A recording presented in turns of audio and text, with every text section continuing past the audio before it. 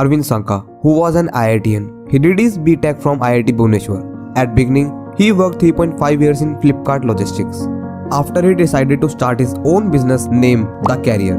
Under this business, he provided a parcel service like booking a small truck to deliver your goods anywhere. Company को expand करने के लिए इन्होंने 75 से भी ज्यादा इन्वेस्टर्स को फंडिंग के लिए पिच किया। एक IITian होने के बाद भी किसी ने भी इन्हें एक पैसा तक नहीं दिया। ऐसे ही कुछ दिनों बाद ट्रैवलिंग करते वक्त वो एक ट्रैफिक जाम में फंस गए और वो रहते भी बेंगलोर में थे। घर पहुंचकर वो अपने दोस्तों के साथ अपने स्टार्टअप बंद होने के बारे में बात कर रहे थे और उन्होंने अपने ट्रैफिक जाम में फंसे होने के एक्सपीरियंस के बारे में भी शेयर करते हुए कहा, चाहे गाड़ी अपनी हो या भाड़े की, टाइम तो उतना ही लगता है। ये सुनते ही उनके दोस्तों ने उन्हें बाइक लेने की सलाह दी और ये बात सुनते ही उनके दिमाग में एक नए स्टार्टअप का आइडिया आया, जो था बाइक सर्विसेज का, जिसका नाम उन्होंने रखा रैपिडो। जिसके बाद उन्होंने अपने दोनों दोस्तों के साथ मिलकर रैपिडो की शुरुआत की। इसके बाद उन्होंने बेंगलुरु में पहला तो इनकी बाइक सर्विसेज ओला और उबर की कैब से काफी अफोर्डेबल थी और दूसरा बाइक कैब के मुकाबले लोगों को उनके काम पर बहुत ही जल्दी पहुंचा देती थी। इन्हीं प्रॉब्लम्स को ध्यान में रखते हुए उन्होंने रैपिडो को लॉन्च किया। लॉन्च के पहले महीने में उन्हें 10,000 डाउनलोड मिल गए।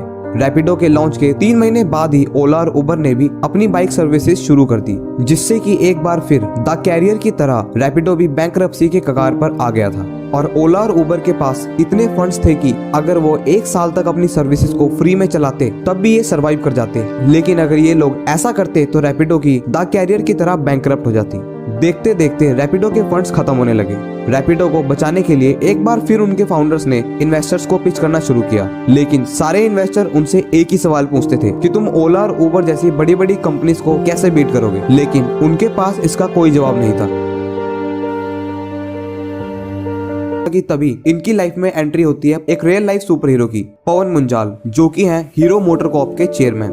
उन्होंने अरविंद को अपने पर्सनल फंड में से कुछ पैसे दिए और दी एक advice, focus on pastry not on a cake. उनका कहना था कि focus on small cities not on a big cities, because Ola and Uber already dominating the market in big cities. उनकी ये एडवाइस सुनने के बाद रैपिडो ने अपनी कुछ नई स्ट्रेटेजीज पर काम करना शुरू किया। उनकी इन नई स्ट्रेटेजीज की वजह से उनकी ग्रोथ दिन दुगनी और रात चौगनी होने लगी। तो चलिए फिर बात करते हैं इनकी इन नई स्ट्रेटेजीज पर, जिन्होंने रैपिडो को द कैरियर की तरह बैंकरप्ट होने से बचा लिया। उन्होंने देखा टियर 1 और टियर 2 सिटीज में 2 तरह के लोग थे जिनकी प्रॉब्लम्स को वो लोग सॉल्व कर सकते थे। पहले वो लोग जिनके पास बाइक्स हैं और वो लोग एक एक्स्ट्रा इनकम कमाना चाहते हैं, और दूसरे वो जो ट्रांसपोर्ट में एक अच्छा और किफायती तरीका ढूंढ रहे थे। रैपिडो ने बहुत ही कम सिटीज पर फोकस किया, लेकिन उन्होंने वहां अपनी बेस्ट सर्विसेज दी, और वहीं ओला और उबर बड़ी बड़ी सिटीज में मार्केट कैप्चर करने में लगी रही, जबकि असलियत में बाइक राइड्स की जरूरत छोटे छोटे शहरों में थी। अपनी इन्हीं स्ट्रेटेजीज की बदौलत रैपिडो ने सिर्फ 2 सालों में ही 10 गुना की ग्रोथ हासिल की। तो दोस्तों, आपने अरविंद सांका के बारे में तो जान लिया, जिन्होंने अपनी लाइफ में इतना ज्यादा स्ट्रगल करने के बाद रैपिडो जैसी $multi-million कंपनी खड़ी करी।